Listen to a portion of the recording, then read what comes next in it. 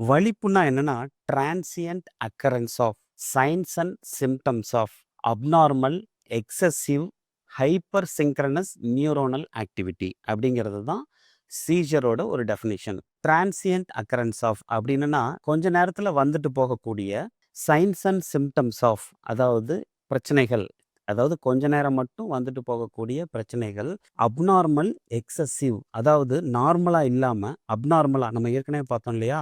நார்மலான ஸ்டிமுலேஷன் இல்லாம, அப்நார்மலா திடீர்னு நம்ம மூளைக்குள்ள ஒரு கரண்ட் பாஸ் ஆகுது அப்படிங்கிறது தான். அதுவும் எக்ஸசிவா, ஹைப்பர் சிங்க்ரனஸ் அதாவது ஒரே மாதிரியான அதிகப்படியான.